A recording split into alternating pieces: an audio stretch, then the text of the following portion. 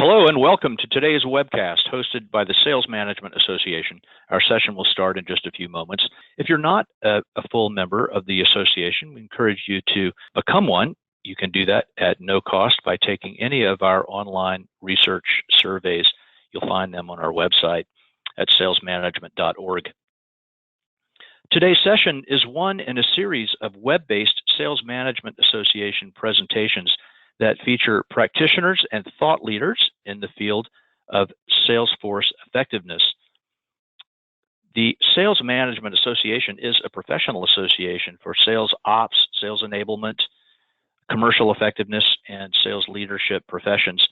We give our members research, case studies, training, peer networking, and many opportunities for professional development. If this is the first time you're joining us, we'd like not just to welcome you, but also to encourage you to consider membership in the association and visit us online at salesmanagement.org. Also, save the date in less than a month for our first online conference. It's on May 6th. We're rushing this event to market in response to what we believe are some rather urgent issues confronting our membership around planning and performance management and coaching and learning and development and enablement and technology.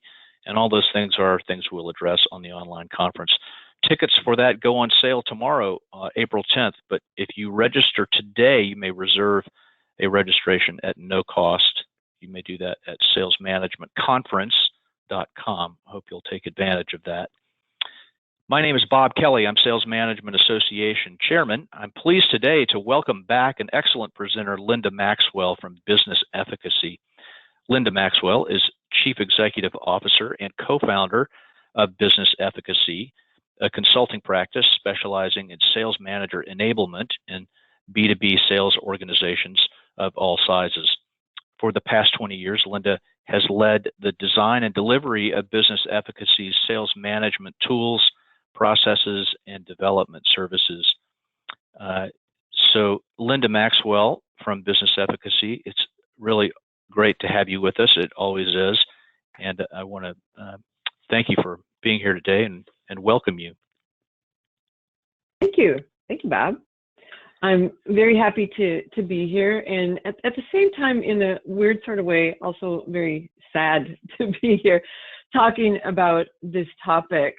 So the happy part is we do think that there are a lot of valuable insights that we've captured over the past couple of crises and even going on today that should provide some really good tips for sales managers on how they can focus and motivate their salespeople to execute, the highest impact sales activities that really would matter now.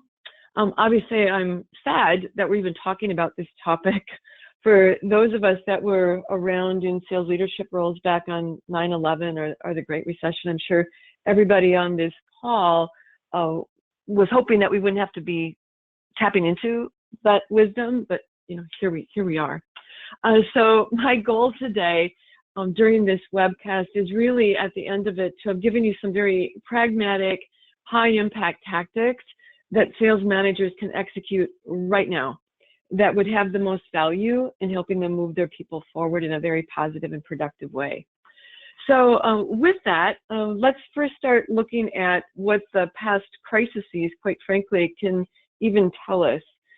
So first one foremost, 9/11. 9/11 happened. It was a shock. We were unprepared. There was a huge emotional challenge that sales organizations had to work through, both with their people, customers, prospects, and an economic barrier that they had to work through, because as this happened, companies began to cut budgets, decisions were delayed, strategies were aborted or, again, kicked forward. And sales managers are left figuring, how do we move our teams forward, given both the economic and the emotional barriers? So challenge right there. Then when we look at the next big crisis that hit, the Great Recession, again, it was a shock. The shock part was obviously the scope and the speed in which the economic negative impacts hit us.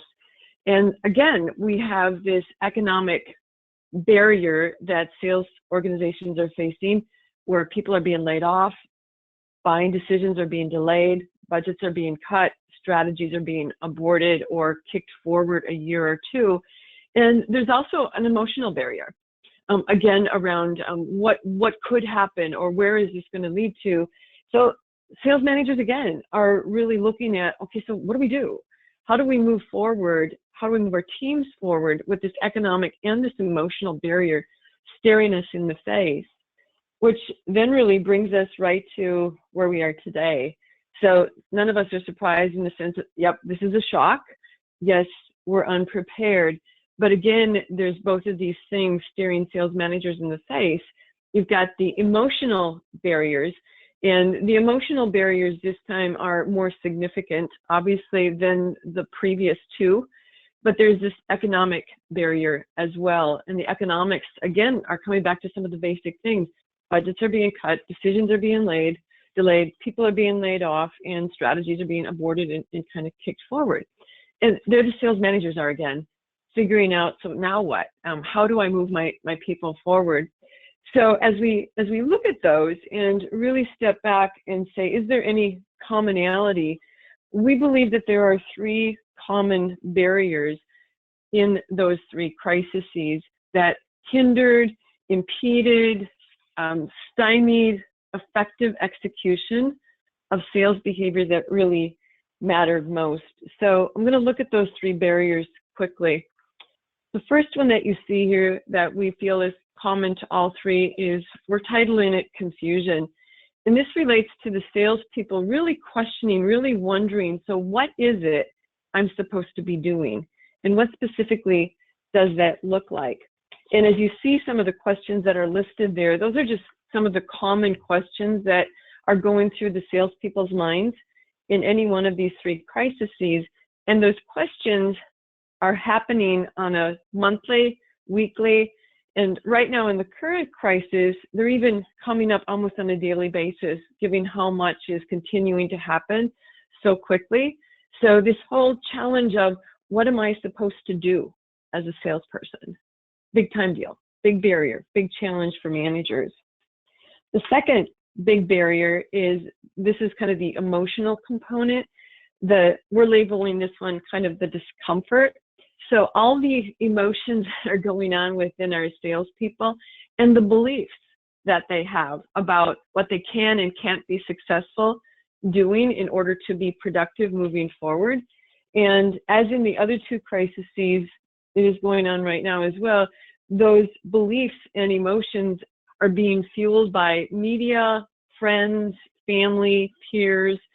And so they continue to be right in the forefront, getting in their way of being able to move forward, even if they did know what the right activities were that they needed to be doing. The third common barrier between all three of these is the challenges in the sense that many of the activities or things that the salespeople should be doing or that their managers are asking them to do are things that they're ill-equipped to do. And so if you think about some of the things that would be common, this objection of, I'm going to wait and see. So they have to be able to be better equipped on how to handle that objection. Or they're supposed to be adding value to existing customers. Well, what does that value look like or sound like? Or how do I get to decision makers when decision makers are very difficult to get in these particular times and during these challenges? So they're challenged to be able to have the skill and knowledge to kind of move forward. So in all three of those crises, these were the big things that sales managers really needed to figure out what to deal with. So when we kind of step back and oversimplify it, and I'm going to try and keep things really simple today so that you can easily move forward with some tactics. Oversimplification of how this all kind of fits together is, if you look at what are the most common reasons salespeople or anybody doesn't do something, the upper right, don't know supposed to, that's where all this confusion is. Salespeople wanting to know, what exactly am I supposed to do today? And what does that look like? Bottom right is, if they do know what they're supposed to do, what it looks like, they might not have the skills or knowledge to execute it to the level that they need to today. Bottom left is, there's a whole bunch of emotions that are going to get in their way their beliefs about whether or not they can even be successful doing the activity that they're being asked to do. Upper left, we're not going to talk about that one at all today, because the assumption is when a crisis hits, you have the people that you have. And so the question is, how can sales managers move the people that they have forward? So given that, we're really going to look at these three. And when we look at these three and say, so what does that mean to management? There's a number of interesting things that are going to pop up. And the first thing that I'm going to start with is I'm going to give you a story. I call it kind of a case study back from 9/11.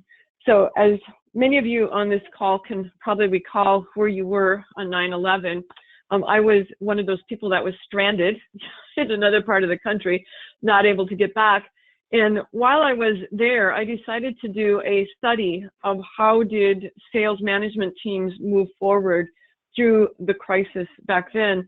And at the time, I had 4 clients that were in the same industry, basically the same type of business, about the same size with similar strategies.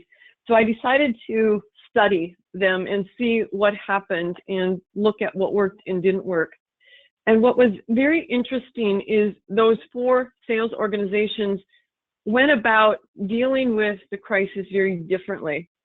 And I'll give you a couple examples on both extremes. On one extreme, the senior management team was saying to the sales organization, our customers are really stressed, they've got a lot on their plates, let's not bother them, let's take care of our families, why don't you as salespeople do some additional learning, get organized, do some planning, and oh, by the way, we know we're going to have a bad year. That was one end of one of the organizations. The other end of the spectrum was a very different scenario, and senior sales management and sales management basically was saying, our customers need us more than ever. We want to double the amount of customer interactions that you're to be having. And during those interactions, we want you to be adding this kind of value to our customers and reinforcing other ways in which we can be of value moving forward. What's interesting about those 2 opposite extremes is the other 2 organizations were kind of different versions of each of those. But the fascinating thing is the organization that said they were going to have a bad year, they did. They had a really bad year.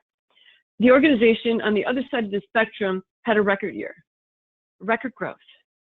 And the only difference is what the management team had their people doing and keeping them focused and motivated to be able to do it. And the learning that we got out of that whole thing is that both organizations, matter of fact, all 4 organizations, the managers had the right intent. They wanted to do the right thing, and they were doing things. It's just the organization that I talked to you where they were proactively reaching out to the customers, they really had the right focus. They had the right encouragement to their people, celebrating the value that they were adding, talking about stories around how we were making a difference, and ultimately even finding opportunities as they went about adding value, and making sure that the things that they were asking their people to do, they were developed and coached to be able to execute those things. And that's kind of where it all began as far as, so what makes the difference? What makes the difference between some sales organizations that really productively get through crises and which ones don't have as much success? And oversimplification, if you look at this slide here, is it's all about how well the sales managers can get their people focused on what are the things you need to do that are most vital, how they can help them execute on those things that are most vital, and how they can keep them encouraged to really execute the things that are most vital. Now, what this says for sales management, their job in challenging times is, as you see on this visual, manage, lead, and coach. And what is interesting about this from a challenge perspective is many times sales management is really strong, a sales manager is really strong in one of these 3 areas. So they might be really strong in management, which is setting expectations, inspecting, and diagnosing, and holding people accountable. And if that's their strong suit, they'll typically double down as that is the way to move my people forward. Or they might be really strong in leadership, and leadership is the one where they're painting the vision and getting people excited and believing in where we're going and the value that we're adding and why this is the right place to go. People who are strong in that one as well will double down in times of crisis as the solution to move their people forward.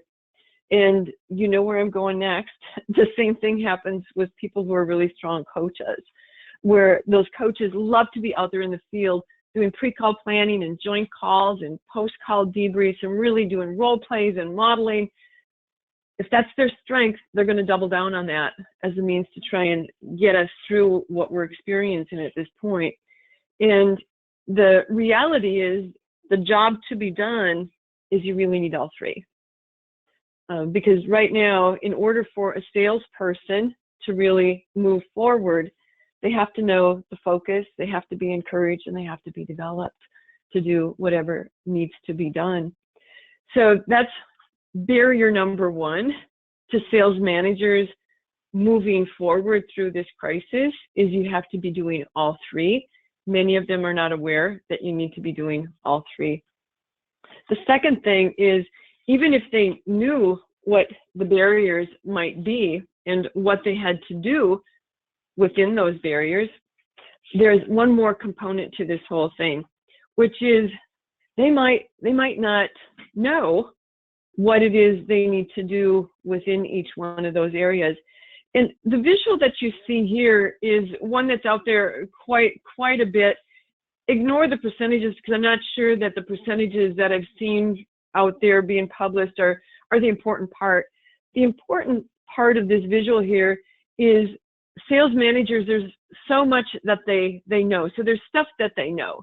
So they know how to lead, or they know how to manage, or they know how to coach. And they're even aware of stuff that they don't know. So there's things that they know, I know I need to do that. I'm not good at that. So I'm going to figure out how to do that because I think it's important. But then there's this whole other part about things that they don't know. And that's the part that really also holds them back from adding the maximum amount of value that they could be in these challenging times.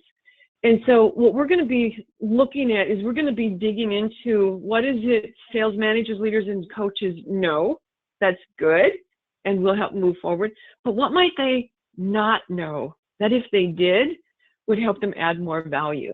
That's where we're going to go next. But before we go there, we're going to start with one poll question, which is kind of to level set, which is we want to know, so right now, how well do you feel your salespeople are focused, motivated, supported, and prepared to execute what matters most right now?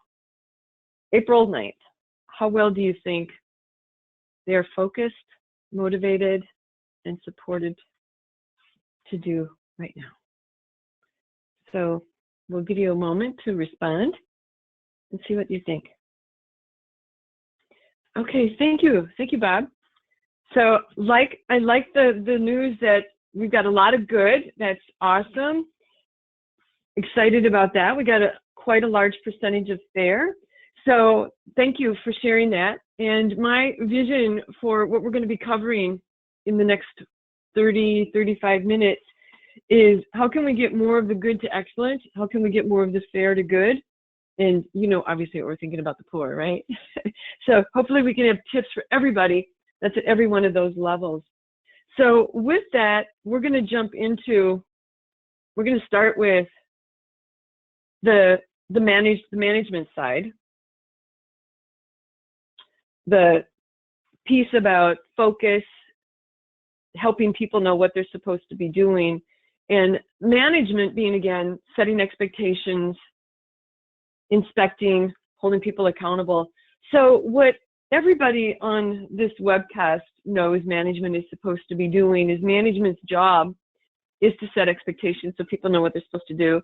It is management's job to inspect and diagnose the old inspect what you expect. I mean, all of us know that. We kind of grew up with that if you grew up in the sales organization.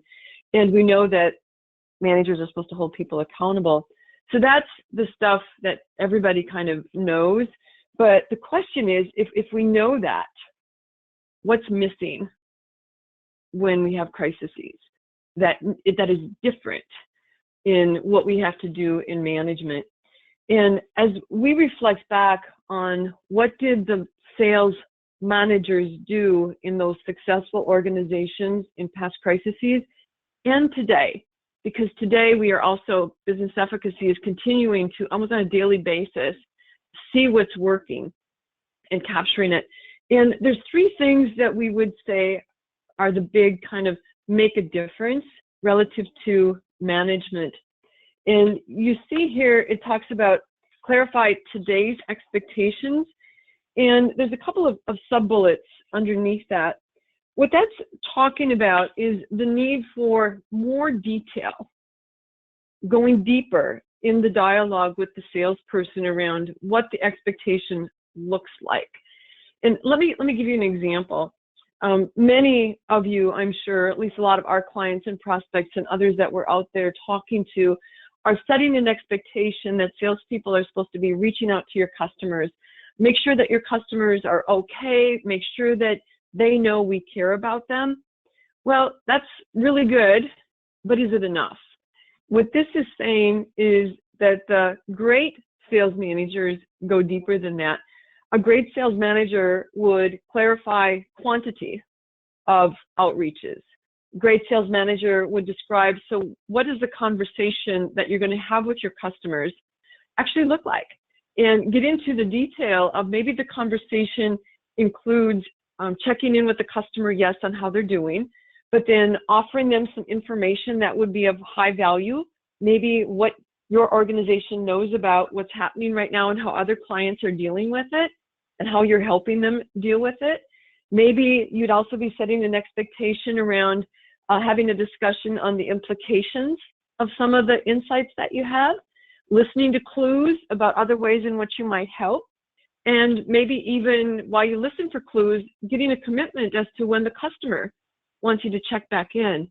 So that kind of detail around not just what to do, but how to do it in order to have maximum impact is what salespeople are looking for so that they're not confused.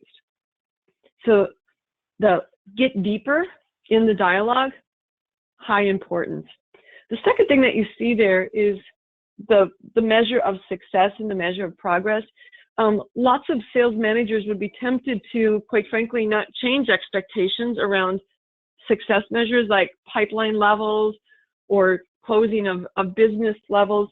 And what people are really looking for, from what we can see in the research and the client experiences that we've got, is that a salesperson wants to know, if I'm going to go do this behavior that you just articulated, like the example I gave, how am I supposed to know if I did good, if I did it well? And so we as sales managers might need to say, here's how you measure your success at the end of the day or the end of the week. And it might be things, given the example I was just sharing, it might be how many voice-to-voice conversations of this type did you have? It might be how many future set appointments did you get as a result of those dialogues around a confirmed need? It might be that you've actually confirmed that the pipeline opportunity you were working with is still valid. So giving them some way to evaluate whether or not they're actually making a difference in doing the right things really helps them with their confidence and keeps them calmed down and focused on what they need to do moving forward. The third one that you see there is an interesting one in the sense that even if a manager did a great job of clarifying the expectations, having this dialogue with individual salespeople, they sometimes forget that they need to then, in all of their other interactions, connect to that expectation. So think about the confusion that could happen here. A salesperson, a sales manager have a great conversation about what the salesperson is supposed to do. Let's pretend it's the example I just gave. And then the next time the sales manager does a one-on-one, that's not what they're inspecting. And instead, the sales manager inspects the same activities they were 60 days ago, or the same measures they did 60 days ago. So confusion gets caused. So these are some of the simple things that we're seeing a sales manager can do in crisis that really make a difference.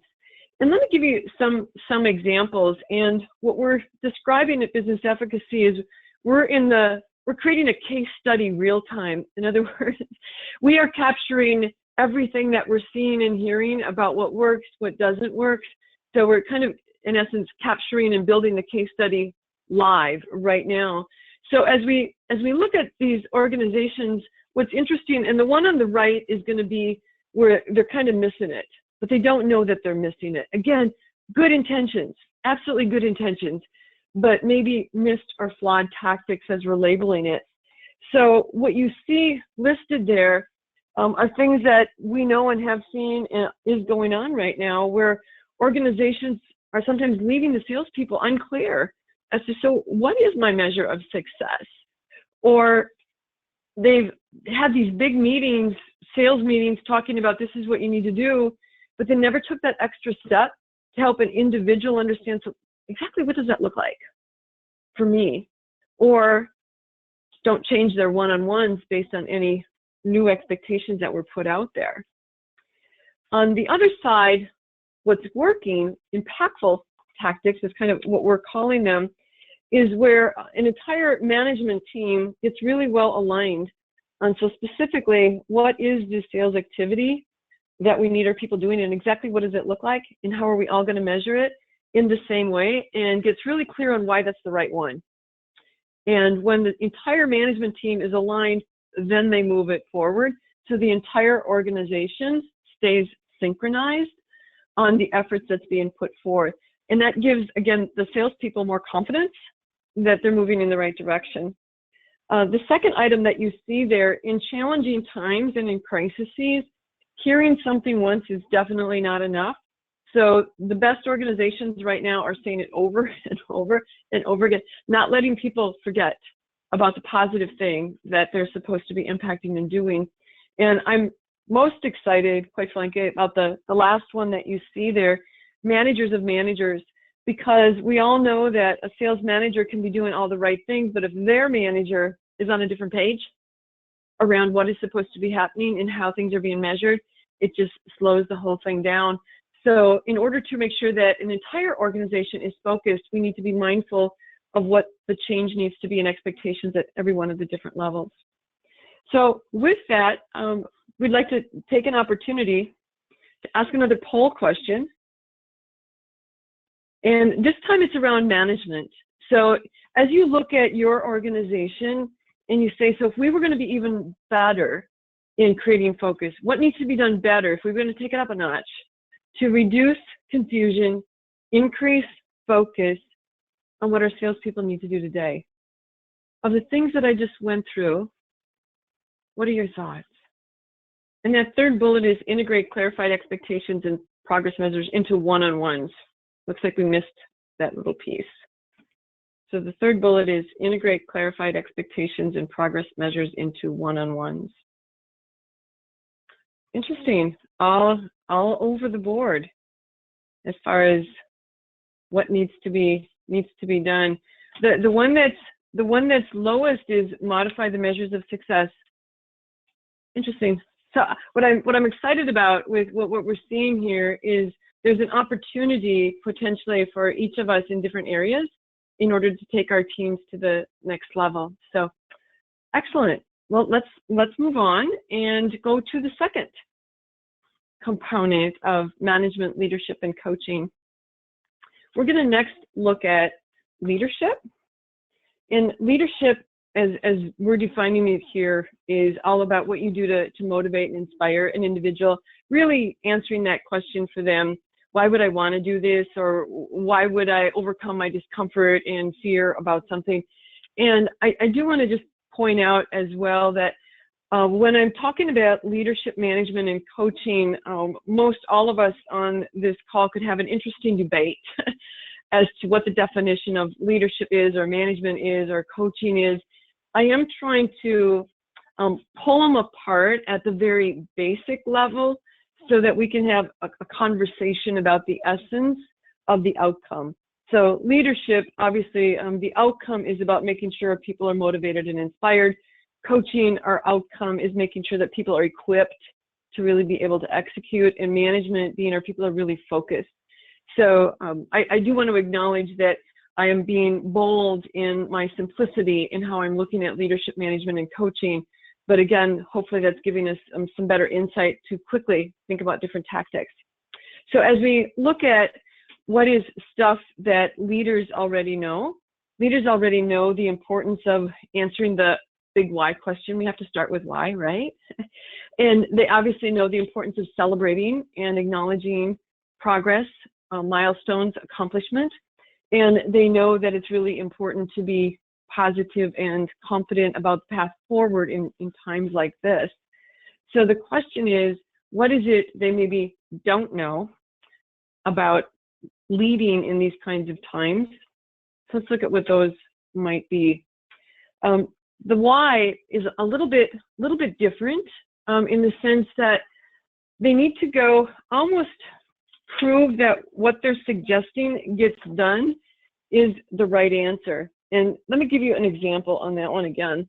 So right now in this current crisis, a lot of sales organizations, salespeople are used to in-person sales tactics and believe that in-person is the way to be very successful. So if an organization is asking their salespeople to be as effective selling virtually over the phone using video-based platforms, there might be many of our people out there who don't believe that, who don't believe that that actually works. So what sales managers need to be able to do in these kinds of situations is not just answer the why this idea is good for the colleague, but why it even has a chance of working.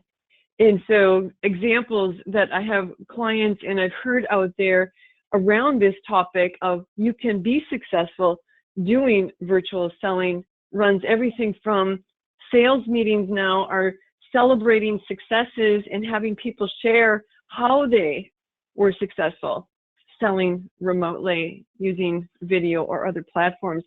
There's stories out there of how the high performers chose to boldly go out there and try it first and are being successful. So sales managers are talking to the other people about what high performers did and the success that they're having.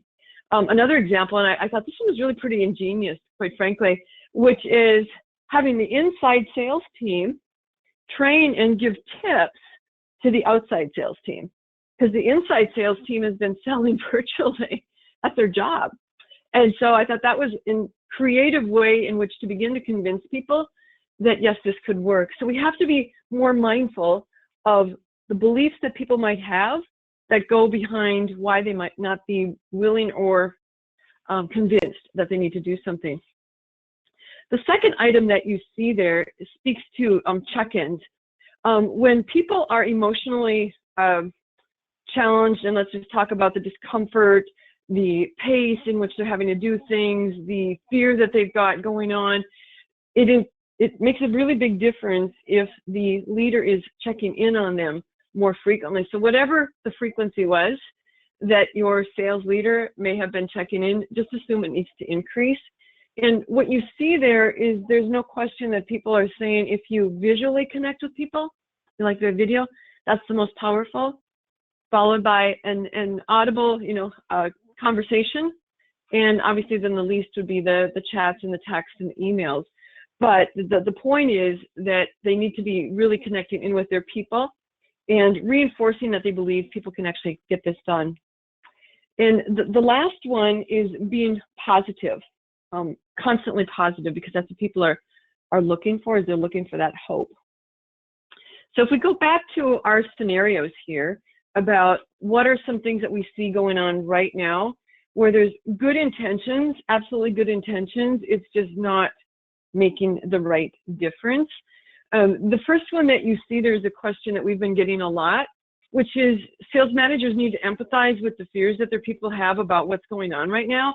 But too many times they get pulled down into that hole with their people. And so the question is how deep, how far do you go? And the ultimate answer is your people are looking at sales managers and leaders to be their hope, to be their positive energy. So to acknowledge is one thing, to go there with them is another thing. To use, oops, I hit the wrong button here, my apologies.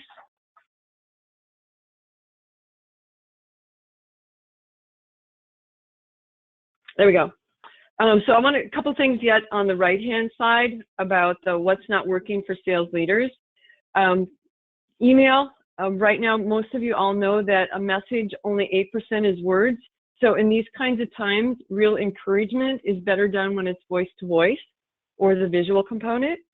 Or people are doing falsely general, I know you can do this, yes, I'm seeing that you're doing is really working.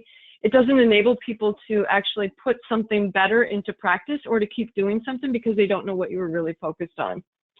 If you look at the left-hand side there, what is working? Obviously, working on the mindsets, with repeating, people need to be thinking about controlling the controllables, big time deal. Making sure that when they do check in, they're checking in with the colleague, but then quickly moving to confidence around the path forward and why it's going to work. So again, reinforcing that. And lastly, making sure that people know every little thing that they're doing that they needed to be doing differently and proving to them that actually they're being successful. So these are some interesting examples of the difference between right intent having an impact, right intent not having an impact. So I want to do another quick poll here around leadership. So the question here is to take your sales organization to the next step in being able to move forward in this crisis. What needs to be done better?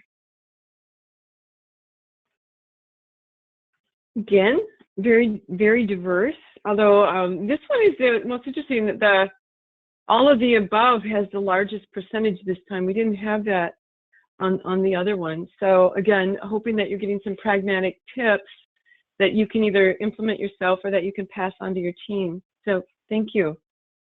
So with that, we're going to move on to the last one. We're going to move on to coach. And this is all about, obviously, developing our people to be able to execute whatever it is they need to do within the expectation that we set. So what is it that coaches know? Obvious items that you see here, no surprises there. So the question then becomes, okay, so they know what the skill gaps are. They're continuing to do pre-call plan conversations with their people. They're continuing to use sales meetings. So what is the big thing that they might be missing that's different? That's different when you're coaching in the midst of a crisis.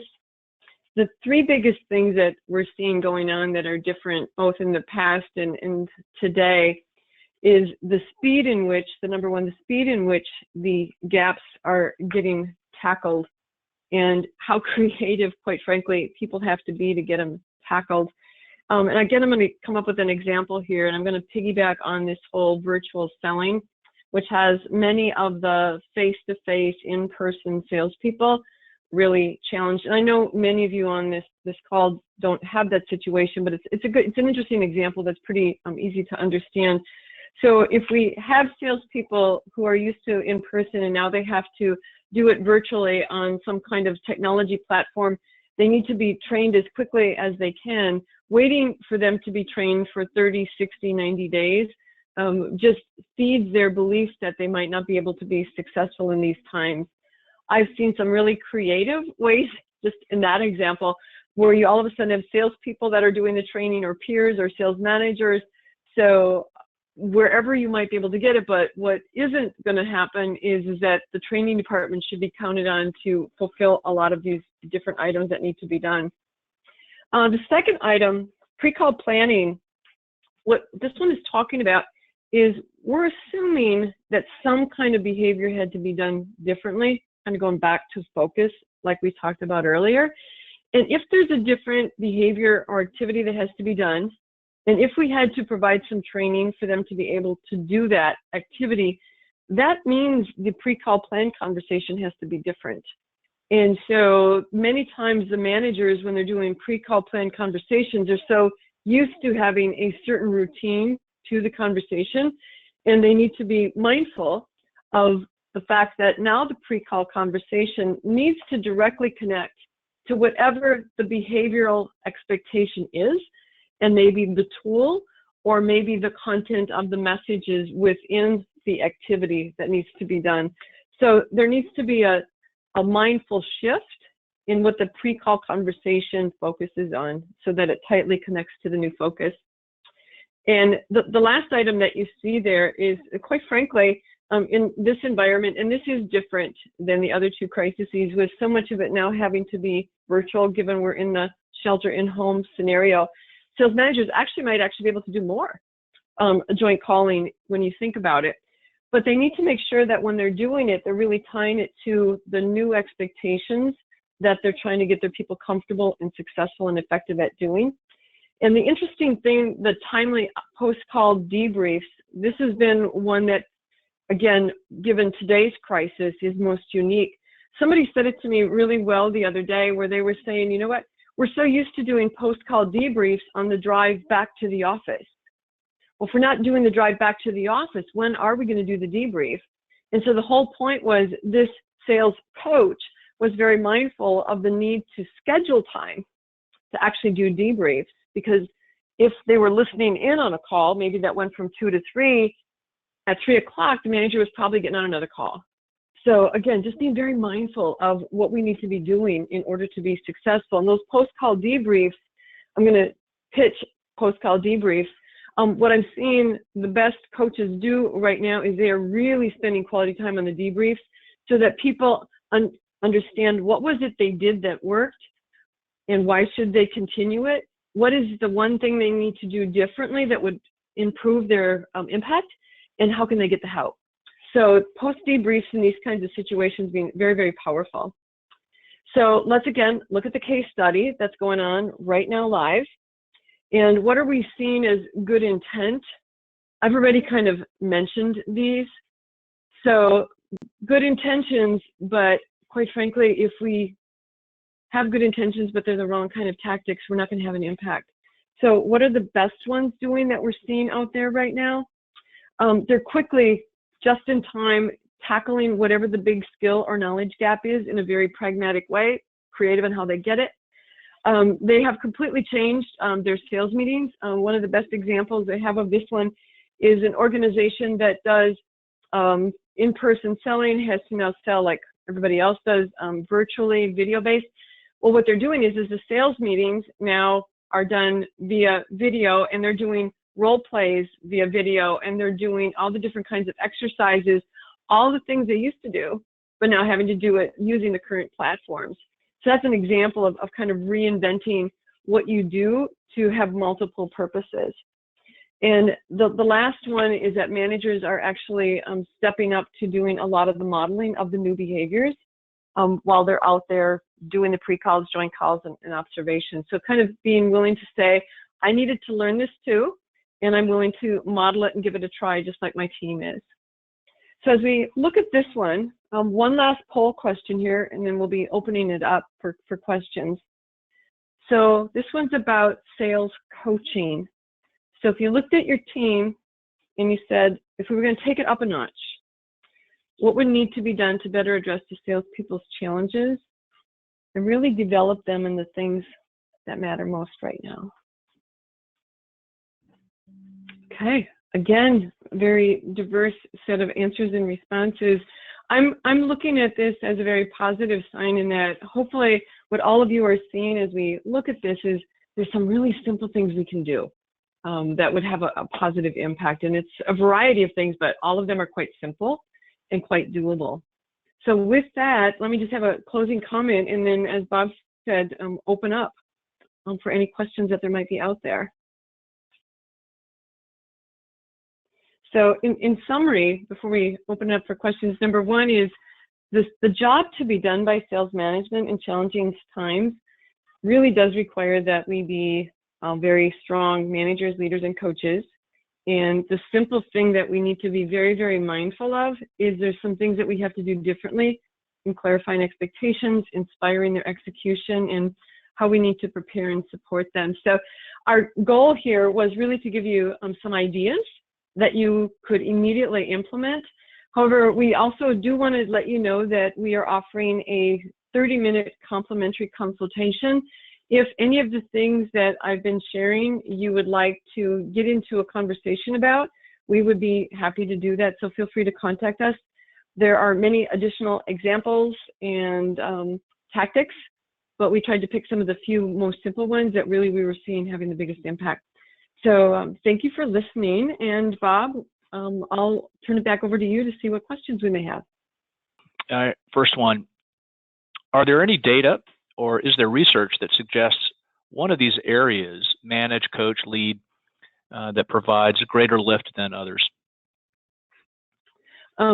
Great question. And my response is not that I'm aware of, and the person who submitted the question isn't going to like to answer because it depends on the situation. So each organization, as far as what is most required, is different, and or where the biggest gap might be is different. So I'm not aware of, and I've not seen at this point that says of these three in challenging times, this one is the most important. Our bias, and this kind of goes back to something I said a little bit earlier, is without clear expectations around exactly what people need to do and what it looks like, we don't know how to prioritize what the skill or knowledge gap might be, or what we're coaching them to get better at, and or without the clarity around the expectations, it becomes difficult to really motivate people to do something if they're unclear on what it is. So if I had a bias, Bob, to the question that was put out there, I would say it would be the management piece because it kind of starts everything off. Good, fair enough.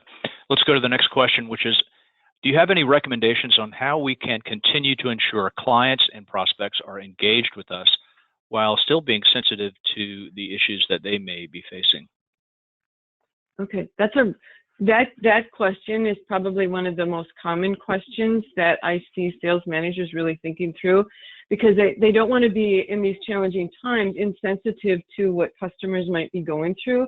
So the most common thing that I'm hearing is that as sales managers ask their people to reach out to the customers, it's always with a couple of clarifying pieces, which is make sure that you're checking in with the customer and how are they doing? What challenges are they facing that we might be able to help them with, so that you lead with concern. And the second thing I'm hearing is you also lead with value.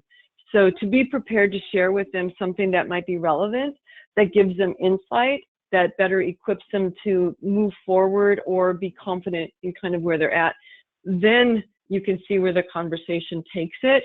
But to, in essence, reshape the whole front end of the conversation and not risk having the salespeople immediately jump to the traditional sales conversation. So that's the engineering of the sales conversation that I am seeing different. And when I've seen managers really help people understand what that looks like, they really minimize the risk of potentially being inappropriate in these times with the customers. Good question. Indeed.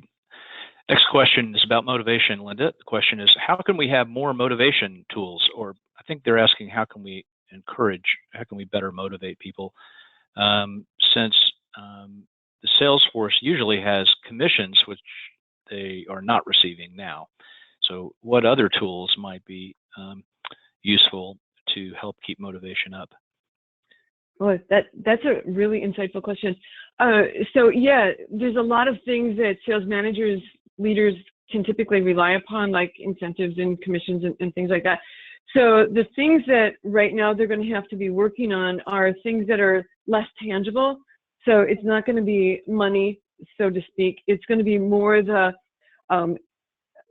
things that would relate to adding value to customers, being a team player, making a difference, being positioned to come out of this crisis ahead and ready to excel. So it's much more the getting them to think about what is of value for them to be spending their time doing, so that when we're through this, there's a positive outcome for them. But yeah, we can't use if you do this behavior today for the month of April, here's the compensation. It's more, no, if you do this behavior today, let's really think about the significance that you're adding to your customer, how you're going to be better positioned when we come through this, how you're going to be able to make a bigger difference faster and increase your sales productivity faster when you come out of it. So it's really more of a dialogue about getting them to think about the outcomes or the positive things of doing the behavior that eventually could have an impact to their compensation, but short-term won't. So we have to be better at tapping into those things. Good, thank you. I'm going to paraphrase this next question rather than read it verbatim. The questioner identifies themselves as a middle manager, and they say, how can I help my team in the way that you've described, Linda, if they're not getting an aligned message from our organization's more senior leadership? Okay, that's a tough one. I would have to say middle sales management has one of the toughest roles that there is out there. And the more that the middle manager can, if they're not getting the focus from above, they still owe it to their people to then have to figure it out on their own and figure out, so what are some things that are within your control as a middle manager that you know would be the right thing to have your people be focused on doing. And so it might not be as big and as broad and as powerful if you had the entire organization lined up, but it is the most important thing that you need to be doing. So to figure out what that might be, and I'd even go back to the example we were talking about earlier, where we need our people going out touching our customers. Everybody would agree with that. So if you're a middle manager, you can still help your people better know what that could look like, so it adds maximum value. Great question. That's great. Well, sadly, out of time, so I'll stop questions at this point. For those of you who were kind enough to submit a question, but that we weren't able to get to, we'll ask Linda to be so kind as to respond to those offline. Linda Maxwell from Business Efficacy, thank you. This is a great presentation, obviously timely and most thoughtful and well presented. Thank you so much for being with us today. Thank you. And before we sign off, I'll remind our audience that our next Sales Management Association webcast is April 16th. We'll host a session then on sales performance management and financial markets. You can learn about this session and many other sessions on our website. That's salesmanagement.org. I'm Bob Kelly, Sales Management Association Chairman. Thanks again for your time and attention today. Stay safe. Goodbye until next time.